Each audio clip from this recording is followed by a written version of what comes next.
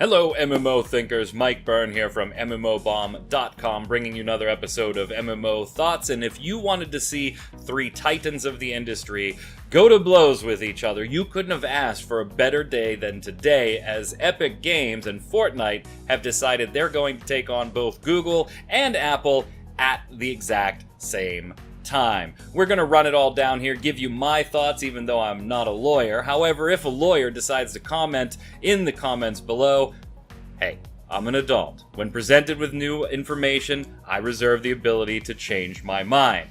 But let's break it down for you and talk about what an amazingly weird day it has been on the Fortnite front. The day started today with Fortnite deciding that it was going to implement in both mobile versions of Fortnite on Google or Android applications and on iOS devices, iPads, iPhones, and the like. They were going to implement not only a discount to V-Bucks, but the ability to buy those V-Bucks with that discount inside the app, bypassing both iOS's App Store and Google's Play Store. Now, predictably, Apple first had a huge problem with this and gave Fortnite the boot off the system. What might be surprising here, though, is that Epic responded very quickly, filing for an injunctive relief with US courts already against Apple, and then hosting an in-game event where they dropped their new animated short on the Party Royale screens, 1980 Fortnite, which ended up, in my opinion, being a pretty clever take on the iconic Apple commercial introducing the Apple Macintosh computers way back in the 80s. Now, for those unfamiliar with the commercial, it was a take on George Orwell's 1984 with an overlord-type figure through a big screen talking to the drones and someone running in and smashing that screen, breaking control over the overlords. In this case, it was Fortnite characters freeing themselves from the oppressive overlords of Apple and, as we eventually found out later, Google. Now, this is like the fourth time I've recorded this video because the story kept changing as we went throughout the day here, ending with Google deciding to remove Fortnite from its Play Store as well. Now, it's important to note that the situations are both a little bit different from each other here. Epic has been on a crusade for a while now, particularly on the whole revenue splitting of digital distribution platforms with the developers of the games. You can look back at its arguments against Steam's 70-30 split when they were getting ready to launch the Epic Game Store, and the same fights that they had with Google and Apple back when they were going to take Fortnite onto mobile platforms.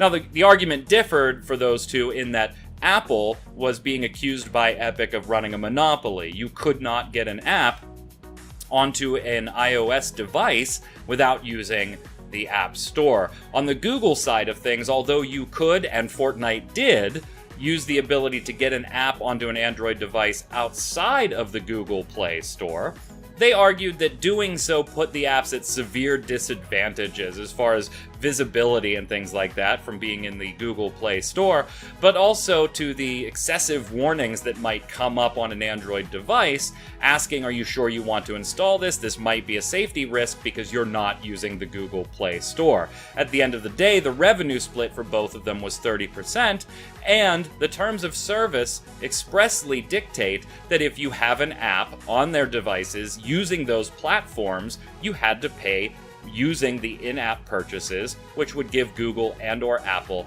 its cut respectively. Now, on Google's side of things, they're not claiming that you have to use their store.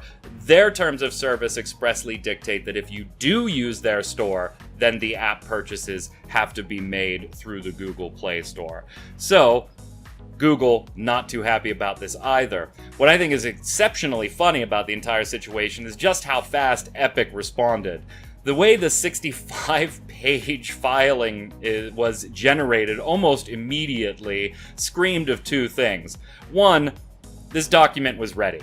It just had some sections that needed to be filled in based on whatever Apple decided to do today so that they could quote Apple's actions, which they did.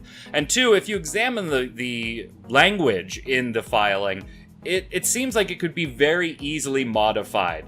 There were exact spots that if you just changed the terms, they would apply to Google or Apple, depending on who you were filing against. Now, as of this fifth recording, Google has not been the recipient of a filing from Epic yet, but I would fully expect that's coming. Will we get another creative take on maybe one of their former advertisements? I don't know. We'll have to wait and see.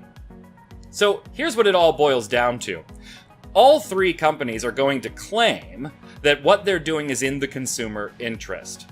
Epic is going to claim that, hey, Apple and Google are the big dogs on the block, and if you don't use their services, you don't have a chance. Further, on Apple's side of things specifically, if you don't use their services, you aren't even in the game, let alone having a chance to play. And so that's a monopoly in Epic's mind, which stifles creativity and competition. And since Apple won't even allow a competing distribution platform on iOS devices, then there is no game to even play. Where on the Google side of things, Epic is saying, you've just made it excessively hard to achieve any type of success without using your Play stores. And both of you are charging exorbitant rates to use those. The revenues should be less. When you look at Apple's side of things, they're going to claim, like they did in a statement today when this all broke down, they're going to claim Epic Games took the unfortunate step of violating the App Store guidelines that are applied equally to every developer and designed to keep the store safe for our users. As a result, their Fortnite app has been removed from the store. Epic enabled a feature in its app which was not reviewed or approved by Apple, and they did so with the express intent of violating the App Store guidelines regarding in-app payments that apply to every developer who sells digital goods or services. They went on further to say, Epic has had apps on the App Store for a decade and have benefited from the App Store ecosystem, including its tools, testing, and distribution that Apple provides to all developers.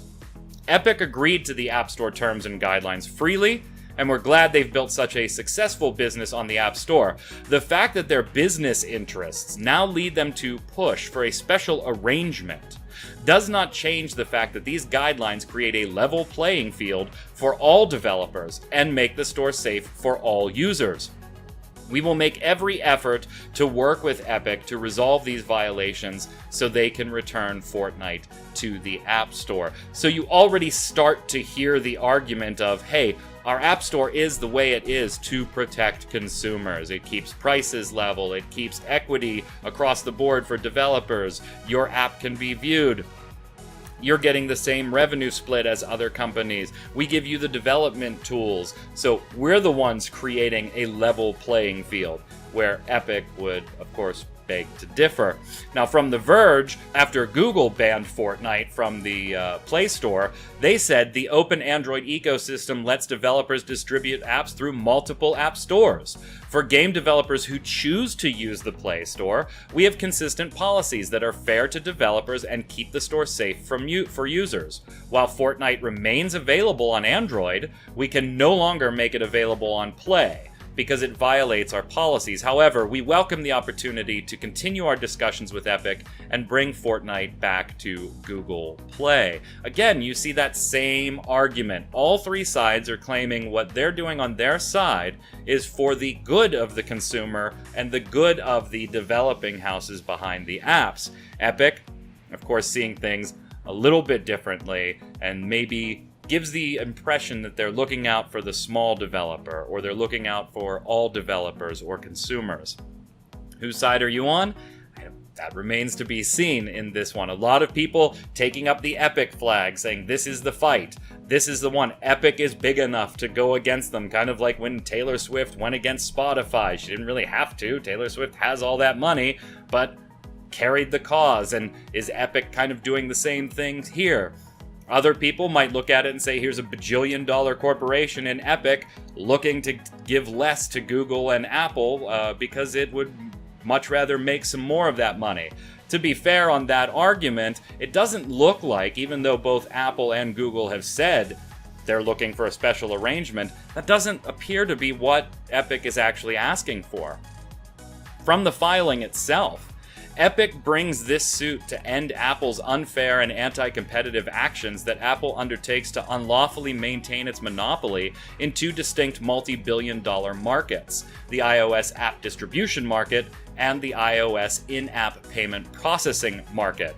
Epic is not seeking monetary compensation from this court for the injuries it has suffered, nor is Epic seeking favorable treatment for itself, a single company. Instead, Epic is seeking injunctive relief to allow fair competition in these two key markets that directly affect hundreds of millions of consumers and tens of thousands, if not more, of third-party app developers. So Epic may be, in fact, carrying the standard for the little guy as the big guy that can afford to do so. But who's going to win in the end? While Google hasn't had its lawsuit made public yet, I presume that is coming and will probably have similar language to this particular lawsuit. They will have to be handled differently in court, though, because in one, the Apple one, you're asking a court to identify the Apple App Store as a monopoly. And that might be a little bit of a tough sell, considering that the device that is meant to be used for the App Store is also a proprietary device made by Apple. It's not unprecedented, though. Although not entirely the same situation, in 1999, Microsoft was declared a monopoly by US courts in that its operating systems running on most of the market share of the computing platform at the time created a monopoly and hurt consumers, hurt competition, and hurt options as far as a free market goes.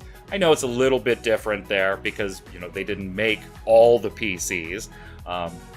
But it is comparable in that a piece of software or a tool being used, developed by them, created a bit of a monopoly. And courts, although that decision was struck down, mostly due to some improper behavior on the initial judge, it did end up reaching the Department of Justice in the United States, and Microsoft settled, thus opening up the operating system a little bit.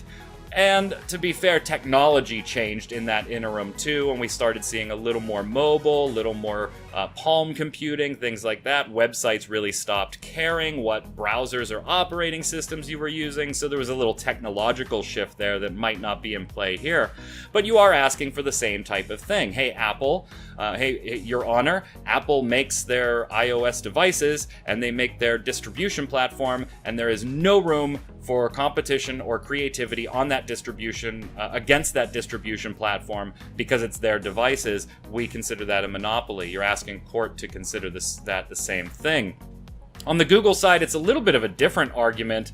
You're saying not that they're a monopoly, because they do offer the ability to get apps through other methods than the Google Play Store, but you're saying that the technology is built in such a way that it's creating barriers that are unnecessary to competition. So slightly different arguments on both sides, but that's what you're going to be looking for a judge to make the call on. It's going to be interesting. This one's going to play out for a little while. I don't think it's going to go away anytime soon. I think we'll see them in court. I think we'll see immediate appeals by whoever does not come out the victor in those court hearings. And why? Because I think all the players right now have put themselves in an impassable point. You can't be Epic and cut a better deal right now. If Google reaches out to you, if Apple reaches out to you and says, no more 30%, we'll give you 20%. Special deal, Epic Games. Epic can't take that, or they lose all credibility in the argument that they're going for in their filing, saying, we're not looking for a better deal for us, we're looking for a better deal for everybody. So short of Apple or Google saying, okay, everybody gets this much better deal, I think Epic Games is kind of stuck where they are right now, and they've got to see this through. Conversely, if you're Google or Apple, you can't cut that better deal for even just Epic by itself or the marketplace as a whole. Why? Because then you are basically admitting that you were overcharging just for the sake of overcharging if you opened up your entire marketplace to a 20% or a 15% revenue take on this. If you tried to cut a deal with just Epic, then you both lose the ability to claim that we're trying to create a fair level playing field, and that's why we do things this way. So everybody's kind of back to their corners, let's wait for the ref to get here, and let's fight it out. I don't know where this ends, but I think, for the time being, you're not going to see Fortnite on some mobile stuff for a while, unless you want to get it on Android through a separate download. Let me know what you think in the comments below. Where does this end? Who wins? Do the consumers win in the end if Epic wins? I don't know. Let me know what you think. Until next time, I'm Mike Burns saying stay safe, and we'll see you on the servers.